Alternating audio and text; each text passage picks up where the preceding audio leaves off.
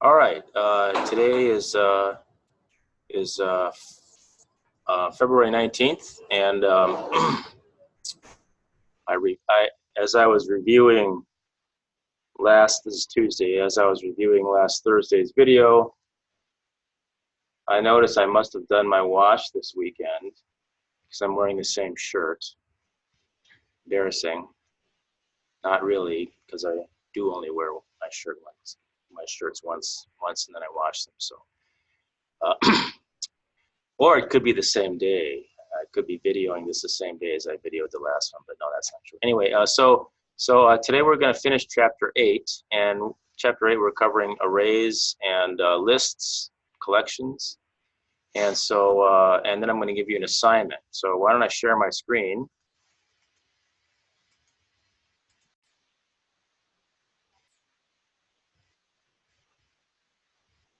Am I sharing my screen? I must be. Is there anybody that's got me signed? Is there anybody that has signed in with their adjacent computer or anything? I just want to make sure I'm sharing my screen. Yeah, I'm sharing my screen. Okay, so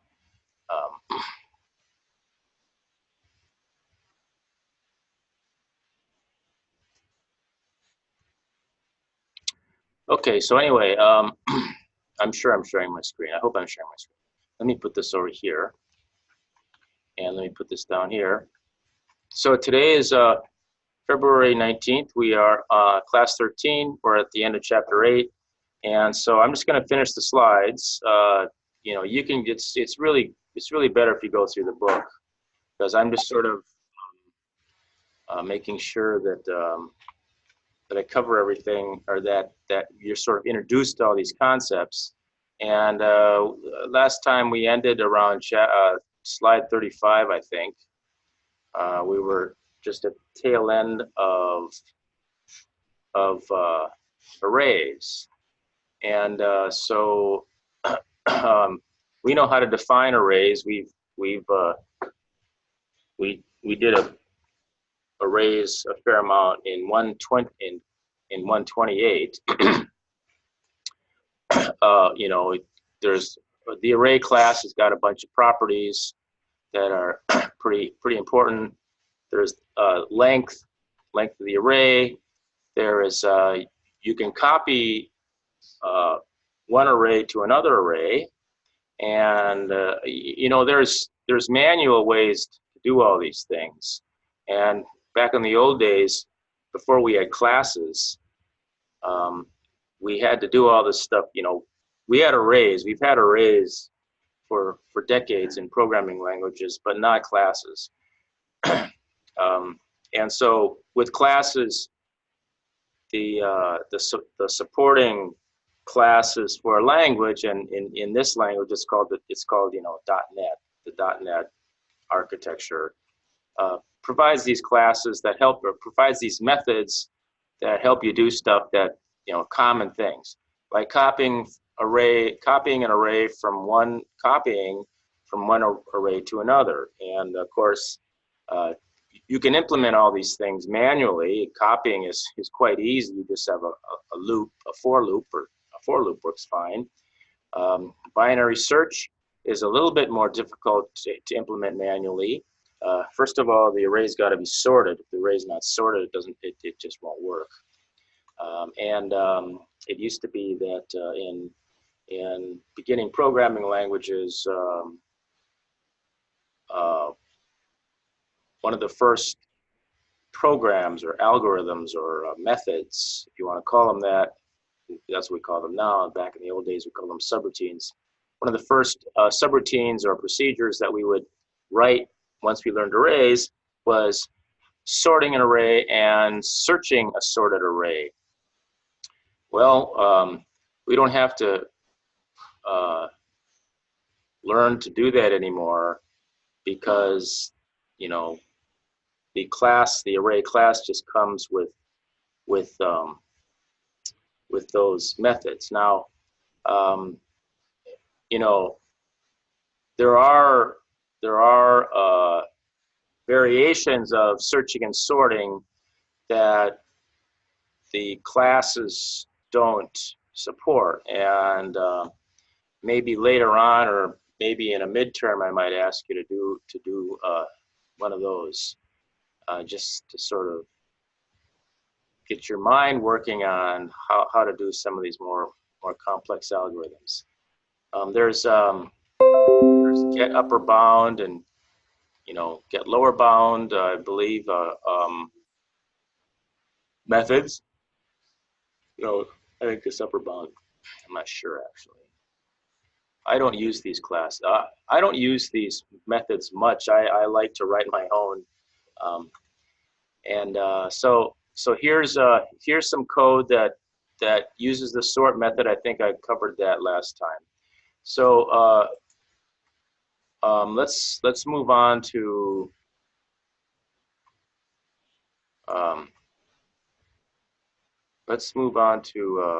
collections. Now, where does that start?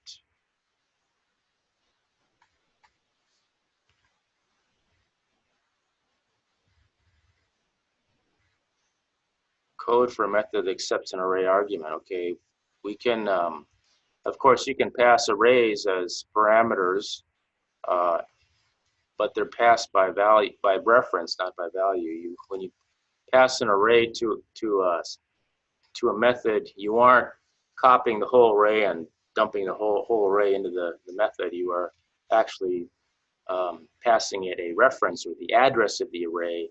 And so when the method refers to the array, or when the method references the array, it's actually referencing the exact same array that you passed it. So in other words, the method can change it. And array, you can pass a null array, null reference exception. Okay, so then we move into collections. And so we start by discussing the how collections and arrays are similar. They're quite similar, but they're different in the way that they're implemented. And with collect, I think we'll probably get into that more later. But with an array is stored in contiguous memory locations. And so you can actually calculate a distance between array elements using the indexes. Whereas collections, the first element of a collection can be stored someplace, and the next element in the collection may be stored far away, and the third element might be stored back next to the first one, and so on. And each element in the collection has the address as a reference to the next element. So to go from the first element to the fifth element in a collection, you actually have to pass through all of the elements on the way, because it's the first element knows where the second element is, and the second element knows where the third one is, and the third one knows where the fourth one is, and the fourth one knows where the fifth one is. The first one doesn't know where the fifth one is. It's got to go to the second, to the third, to the fourth to find out where the fifth one is. And so there's advantages to that, and we'll see what those are. But the methods are similar, but they're quite different in their implementation. So how arrays and collections are similar, both can store multiple elements, which can be of value types or reference types. In other words, you can store any kind of primitive element type. But they're different in an array is a feature of the C# language, and collections are classes in the .NET framework. That makes sense. Collection classes provide methods to perform operations that arrays don't provide, and we'll see what those are. And arrays are always fixed in size. They're allocated at what's called compile time, and collections are variable size. Collections can grow, to some arbitrary size. And so here's some examples of some collection classes. There's the plain old list, which uses an index to access each element, and it's very efficient for accessing sequential elements and can be inefficient when inserting elements in the middle of a list. It's like an array. A sorted list uses a key to access a value, which can be any type of object, and it can be inefficient for accessing elements sequentially, but it's efficient for things like inserting elements into the middle of an array, so on. And then there's queue. There's a queue class, which is it's like a queue structure. If you've ever taken a business class or whatever, where it's the first element in is the first element out. It's like a line. It's like you're standing in line. At the bank, you're standing in a queue, or a stack. The stack is the other one, and that one is the last element in is the first element out. So you can think of at a restaurant.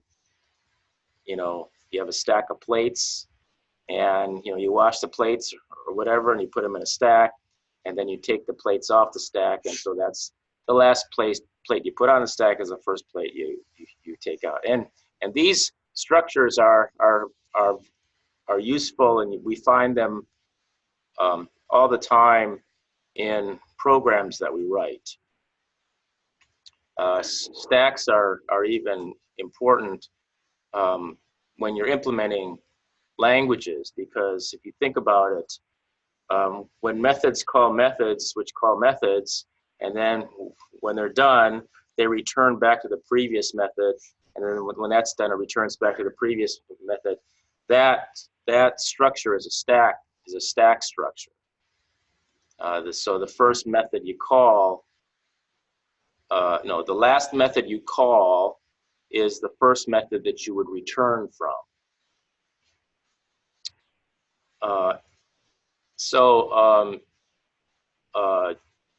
The using directive is for untyped collections, or the using directive for untyped collections. It's this would be up at the top of your class that you're defining,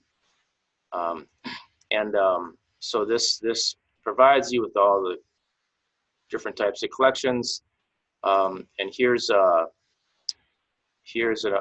array list of numbers. Array list is a class type of numbers. It's a new array list. So this is how you would define an array list called numbers, and then so once you've done that, you have this. You have your array list, which you call numbers, and then there are these methods, and this is how you would add a 3. You add a 3 onto it, and then you'd add a 7 onto it, and then you'd add a test, the string test, and so you're able to this. So you can have different typed elements in the same. No, I'm sorry, you can't. This is an example. This is an example of a compile time error where you would this would cause a runtime error because you've started by defining this numbers as an integer type, and then you try to add a string, and that would cause a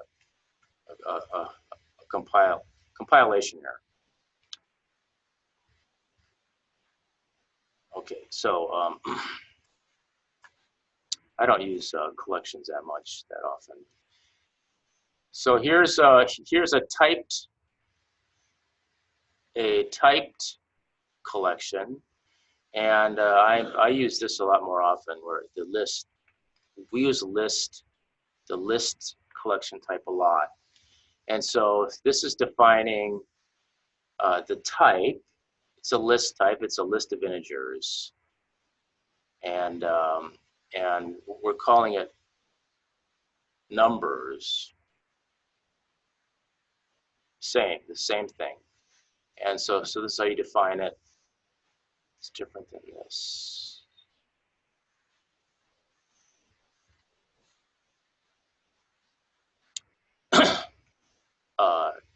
So this is the same example, except for we've defined the type when we define the collection.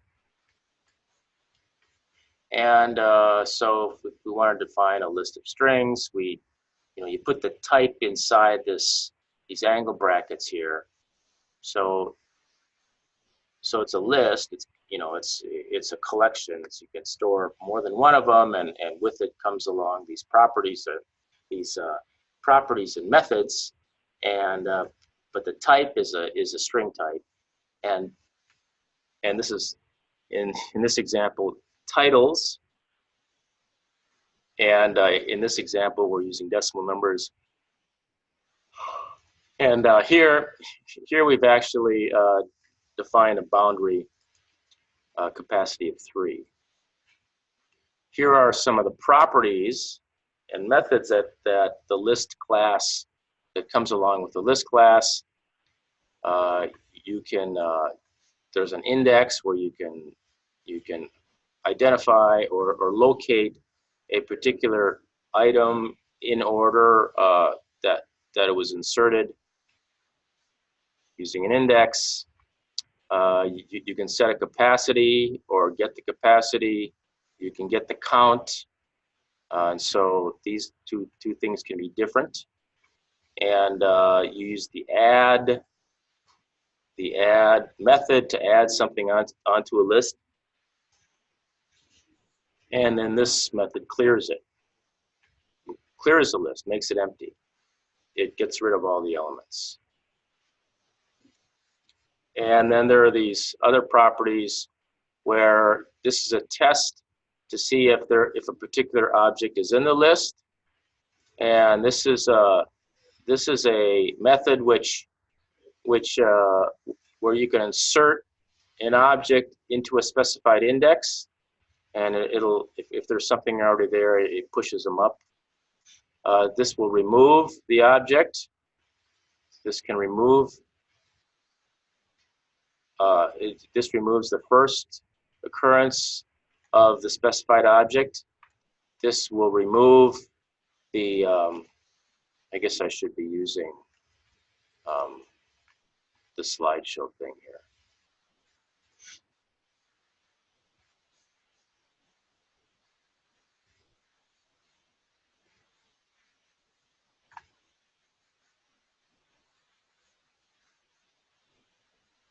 Where is my?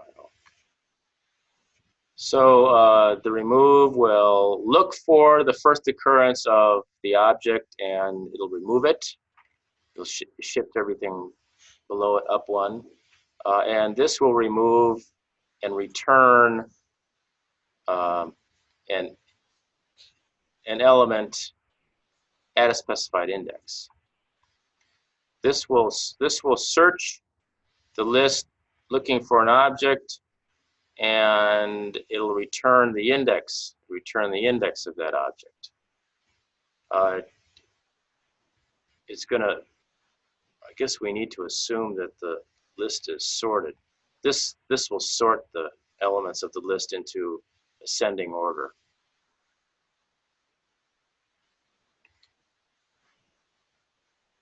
So here's an example of this code causes the size of a list of names to be increased. So we start out by defining a list of strings, and we're going to name the list last names. So the idea is we're going to store a list of last names, and we're going to start out by saying that the size of the list is 3. There's 3 elements in the list, in this new list. And so then we're going to start adding names. So first we're going to add the name Bohm, then we're going to add the name Martinez, and then we're going to add the name Murak, and then we're going to try to add the name Taylor. And what happens then is, underneath what happens is the capacity, this 3 now becomes 6. Because if you try to add something beyond its capacity, it doubles it automatically doubles the capacity. So once Taylor is added, then the list can store 6. So Taylor is going to be the 4th one, Spira is going to be the 5th one, Steelman is going to be the 6th one, and then here you come along and you want to add one more, which is beyond 6, and so then it doubles, and so the 6 becomes 12, and so that's just how that works, and that's how it works in Java also. So here's how you would, the syntax for retrieving a value from a list. And so here it's like this. And so here we have a list. This is the, okay, so it's like sales totals. So here we're declaring a list of decimal numbers, and we're going to name the list sales totals. So this is the list name. This is the same as this. List name is sales totals. And this is how you say it's a new list, new decimal list. And here we're actually just defining what some values are. 1, 2, 3, 4, four values in this list. 1, 2, 3, 4. And this is how you would retrieve the first value from the list. So the first value is 32.75. And so this is the list name, this is the index, the 0th index, and so sales 1 is going to be equal in value to what this first value is, that's why we have this here. So here's code that inserts and removes an element from a list. So here we have the sales totals again, this one, and into the 0th element we're going to insert this value. And so so now if we try to retrieve out the first value, or the 0th index, that's going to go into sales 1. And what it does is it pushes up this 32.75, 3275.68, which was the first one. See that here it's the first one. So then since we've inserted a new one into the first element, it's going to push what was the first element up 1. And so now to grab out that 3275.68, we reference sales totals index 1, which is the second element. So this now becomes the value. And then so then here's how this is an example of removing the second element, or index number 1. We remove it, and it just discards it in this case. And so now this one's gone. And now when we try to retrieve out this one, which is this here, it ends up being what was the second one originally, which is this one. So that's all. Here we're using a for each loop to create a string which contains the values of sales totals.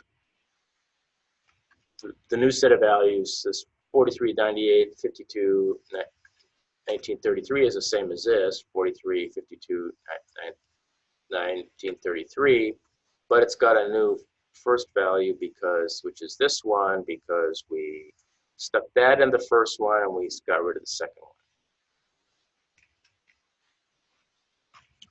one. This is code that checks for an element in the list and removes it if it exists. So we set this equal to x equal to this value. We say if it contains x. So this is a sales totals is the name of our list. This is a method that we get along with the class, and it's going to return true or false if sales totals contains this value. If it's true, then it's going to remove it. So and it does contain 2745.73. That was the first one, and so it is removed. And now when we list out the Now when we list out the results, oh, by the way, we sorted it. Is it sorted before? No, it's not sorted before. So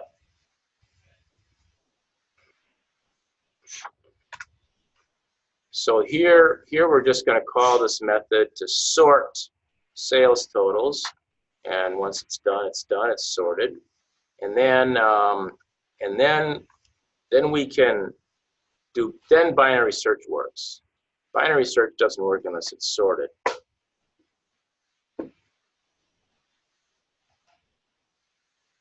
And so this searches to see if sales 2 is in there. What was sales 2? Well, it's it looks like it was this one.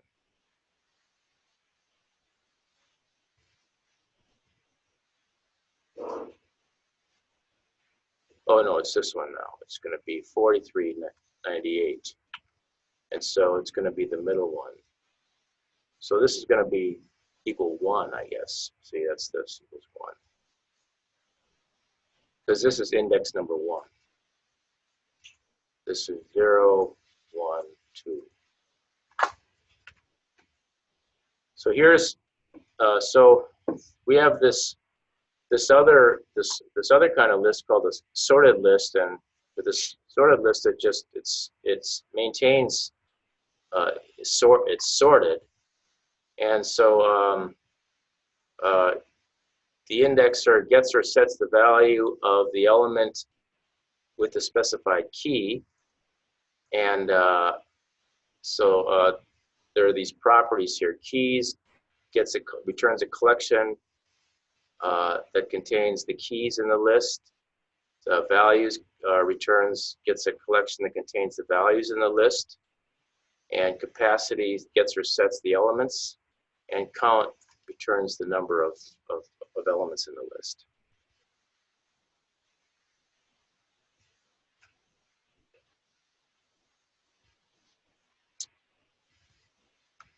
So here's some additional methods that come with the sorted list.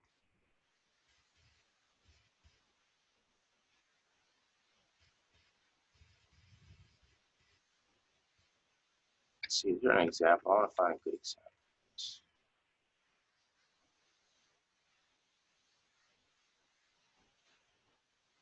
Okay, here's how we create a sorted list. So the first so it's pairs. So a sorted list contains pairs, and the first one, this is the key, and this is a value that's associated with the key. So let's see.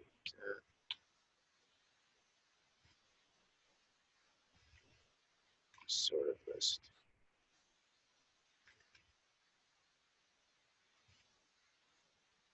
So it's these key value pairs. So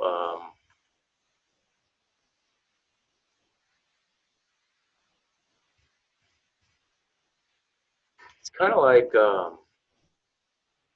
guess we don't know the concept of associative array yet.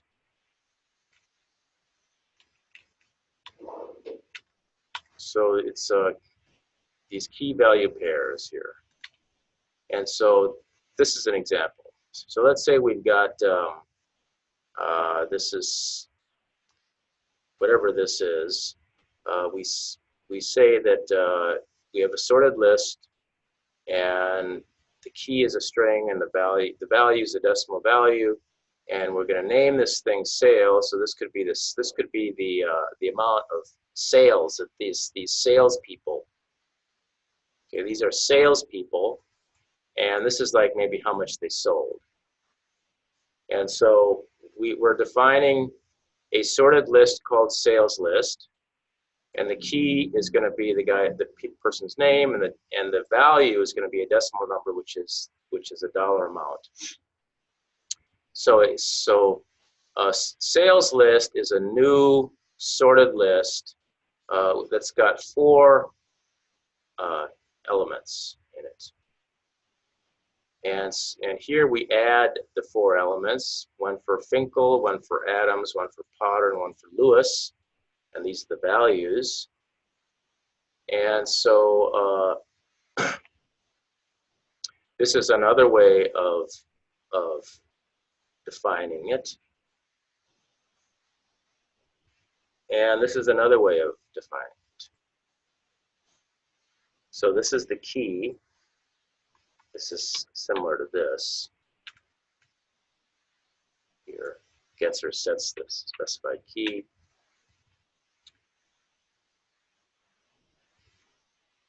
So this is just another way of defining it. And so this is code that looks up the value, looks up a value in the sorted list based on a key. So let's say we've got this string value called employee key, and we're setting it equal to Lewis J, and we want to know what the value is for this key. The key is Lewis J. It's the name of a guy, and so it's going to return a value, the value, and it's going to be, so that's going to be stored in there. And so so in this case, sales total is going to equal 5289.75.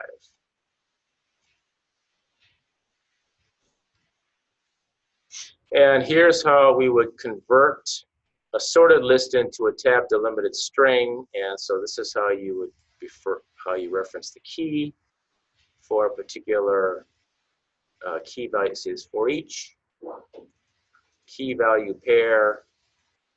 This is the key value pair right here called sales employee sales entry.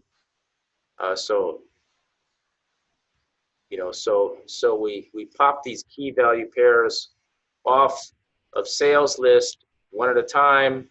The first one is going to be the first one. Okay, it's sorted, yeah. So even though we put them in this way, Finkel, Adams, Potter, Lewis, because it's a sorted list, it's gonna go in sorted. And so when you pull them back out again, and you're using a for each from the first one to the last one, the first one that comes out is going to be Adams, and then the next one is Finkel, and the third one is Lewis, and the fourth one's Potter. These are in alphabetical order. So it alphabetizes it based on the key. And Q is a little different. Q is where you put stuff in, and when you take stuff out, it takes it out of the opposite end that you put it in. And depending on if you think about it, if you put stuff in at the beginning of the queue or you put stuff in at the end of the queue, the NQing is putting stuff in, and DQing is pulling stuff out. And in this convention, we say that we NQ onto the end of the list, so it's the end of the line. You put stuff in at the end of the line, and you pop stuff off at the front of the line. So this adds an object to the list, to the queue. This pops off an object off of the list. And so this is going to return a value, and this adds a value. This clears the queue. This peaks. This is called peak. It's where you can look at the front of the queue to see what's there, but you don't take it off. And this is very useful if you wanna. Let's say you've got a bunch of queues. Let's say you got 3 queues, and you want to. Let's say you've got. Let's say you're processing some people or some names or something, some people, and when you put stuff in the queue, you put names in the queue, and when you pop stuff, let's say you got 3 of them, and you want to look at all 3 of them to decide which one you're going to pull off first. For various reasons, you might think of some examples of, let's say you have three alphabetical lists, 3 queues, and and each Q is in alphabetical order, and you want to do everything in alphabetical order. So you look at the three, figure out which one should go first, and then you pull that one off, and so on. So peek ends up being very useful for that kind of stuff. We use it all the time. So here's an example. Let's say you're defining a queue of strings, and we're going to call it name queue. And here we throw Bohm on there, we throw Martinez on there, we throw Murak on there, and then we're going to create this list and display it out. And so we do this loop thing here, and we pull the names off one at a time while the count is, or while there's something in the queue. Keep on looping until there's nothing in the queue, until count drops to 0. And we're just sort of adding it onto the string here, concatenating, appending it onto the string with a return or a new line character after each one. And so then we display it out, display this thing out, and this is what it looks like.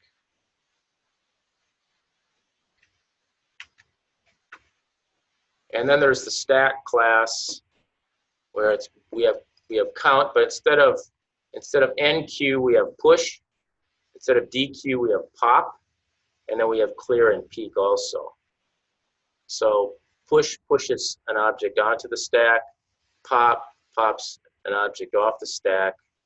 The last one that was pushed in is the first one that's popped off.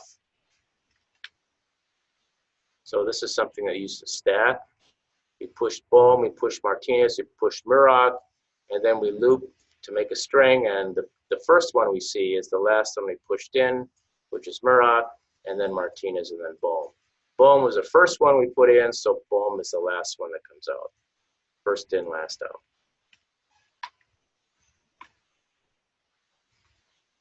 And here's the syntax for retrieving a value from an array list. This is like generic, same process, same methods, except for there's no assumptions about being sorted or anything else. So and here we sort, and here we search. So it'd be wise to read the chapter as you do the assignment, and the assignment looks like this. The assignment is this thing and this thing. So if we look at the assignment,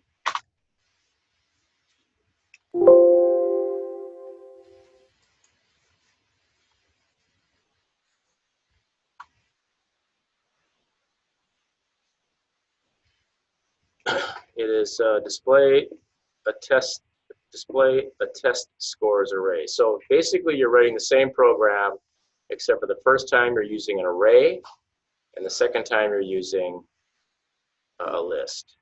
And so what you can do is you can write this one, write the first one, and all you're doing is you're using an array, and you're adding scores to the array by typing in a number, clicking add, typing in a number, clicking add, typing in a number, clicking add, and what I want you to display out is, so I want you to accumulate, as you're adding numbers in, you accumulate a score total, and as you're entering in numbers, you accumulate the number, the count, and as you're adding them in, you're accumulating an average. You can accumulate, or not accumulate, but as you go along, you can recompute an average, and then you're going to click this display scores button, and that's going to pop up a message box which displays out the array, and it should be in sorted order. So in the first one here, you would use probably the array sort method. So when you click display scores, it does the array sort method, and it then displays them out. So it's going to do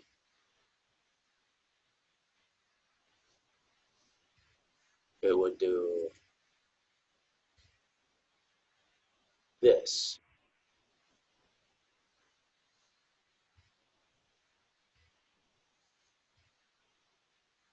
Well, it would do this. You display, you sort it, and then here's your code.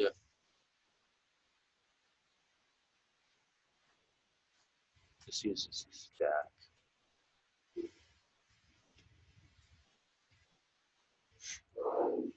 I guess there doesn't show the code. Well, in the book it shows the code.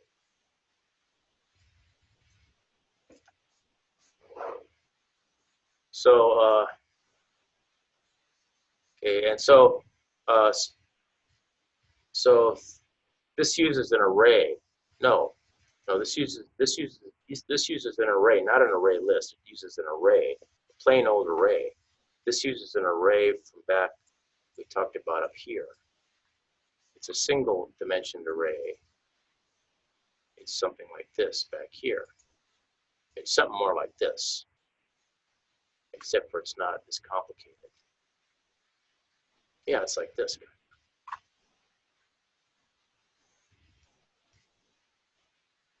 Except for we're using the, it's an array, but we're also going to use the sort. So you just add them to the array, and then you sort it, and then you display it out like this.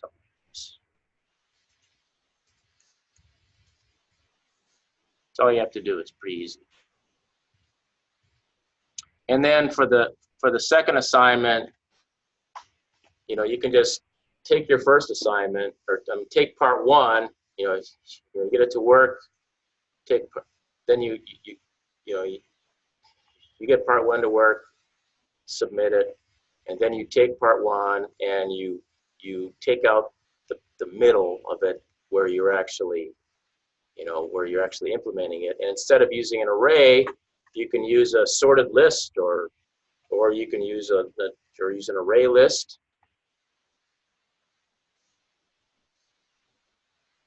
And implement the same thing. So the answer should be the same. And you can use these values and make sure that the answers are the same.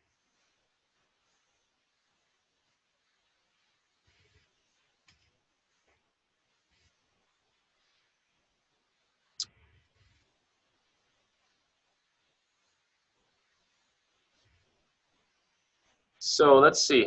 What do we? Let me see where we are on this. Is there some? Do I have any break time? Let's see. 13, 9, 10, 11, 12.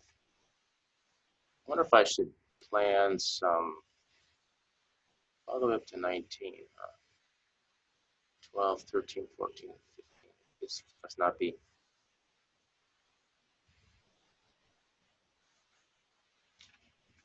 What is chapter 9? Let me see what chapter 9 is.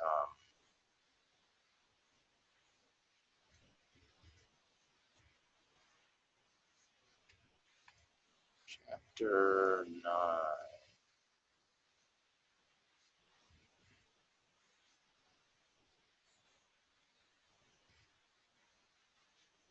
Do I have it? Oh, I have it here. Let me open it this way.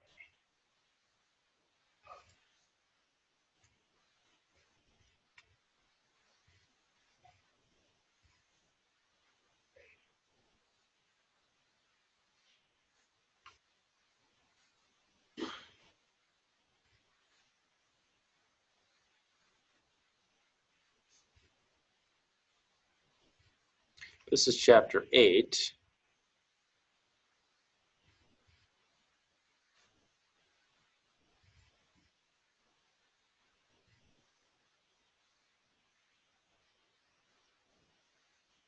We are not rectangular arrays. This is more or less, is it for each loop, computes the average.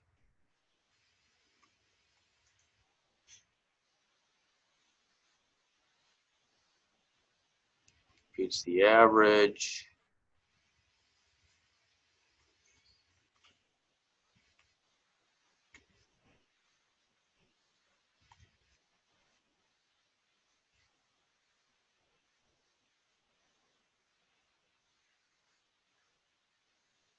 So when you're adding these scores to the array, the count can be used as the index as you add these elements.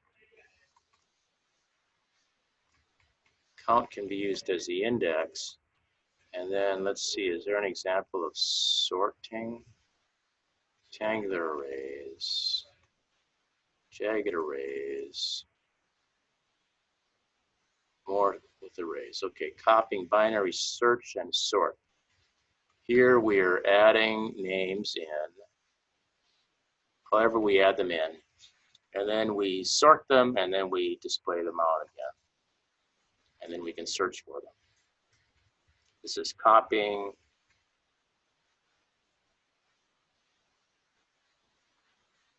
So you would use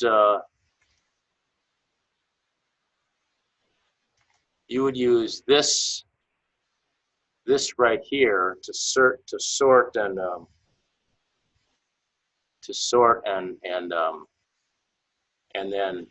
and then create this list.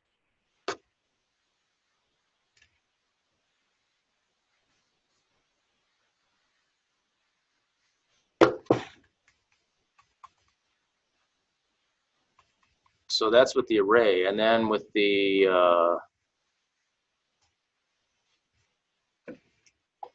I guess I'd use array list because you don't really have to have keys. You don't really need these key value pairs.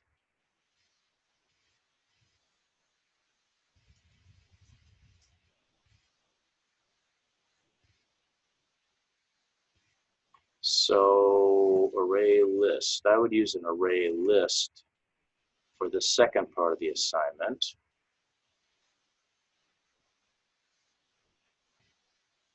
List, I would just use this one, list T. And you can use it typed, use integers. This looks like the scores can be integers, or you can use doubles if you want. And just add them in. With the list, you don't have to keep track of an index. You just add them in one after the other, and then you can sort it using this sort,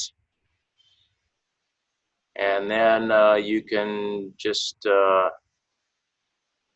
remove them one index at a time.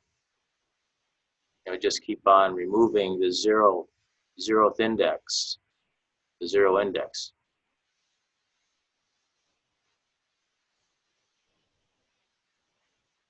So that looks pretty easy.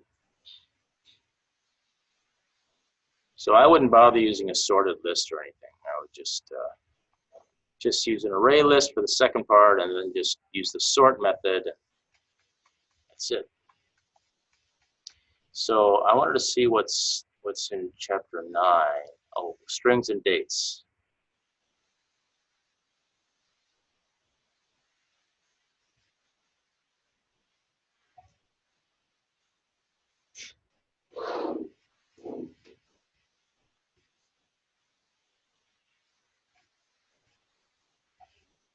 And how many?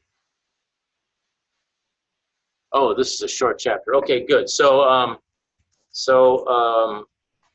okay, so the reason I looked through this is because I want to have a day here where I can actually help you with your assignments.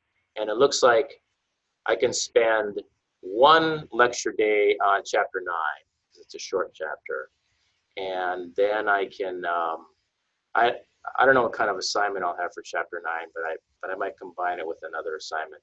So either next time, which is Thursday, or the time after that, which is Tuesday, I can help you with these these assignments that you have ahead of you.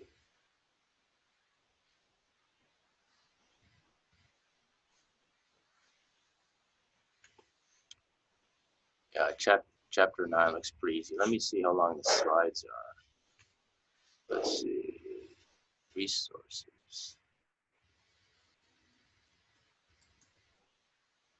PowerPoint slides. Chapter 9. I'm going to put these down in here.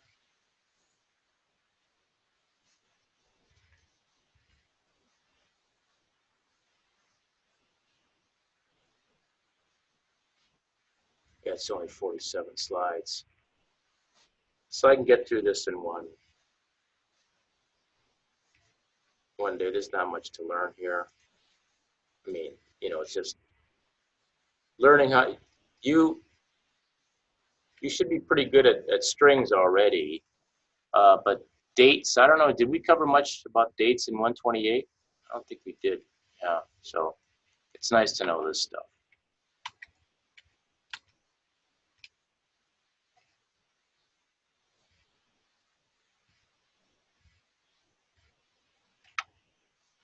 Strings is actually pretty important because like a compiler, I mean, everything is strings. I mean, because humans type in letters and they type in characters, and then those characters have to be converted into programs, and then the programs have to be converted back out into strings. I mean, it's the humans, the interface between the human and the computer is all strings, characters and strings. But the computer does its calculation in binary, in the binary number system. And so there's lots and lots of different methods that go along with strings, and they're the same in all languages. So it's kind of like you learn this stuff now in the first language that you're learning, or the second language, first or second language, whatever that is for you guys. And if this is a second language, then you're going to recognize a lot of this stuff already. But the method names are the same. So anyway, so I guess I'll leave it there. Are there any questions? Okay, so go ahead and be prepared. Let's see. If you would like, if there's anything specific that you would like me to cover in our free day, which will either be Thursday or Tuesday, why don't you email me? And so be prepared, and try to email me try to email me maybe in the morning or so, just so I have a little bit of chance to actually to do the assignment. But in the meantime, I'll do these assignments, and I should be prepared to to give you all the hints that you need to do. Give you all the hints that you need to do the assignments.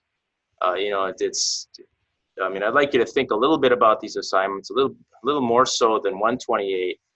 But after you think about them for a while, if you're stuck or you can't get any farther, then I want to help you along, because really the benefit is when you get the thing to work and you get to see how the working program, how all these different components of the language kind of all work together. All right, so if there aren't any more questions, I will see you next time. Thanks for watching.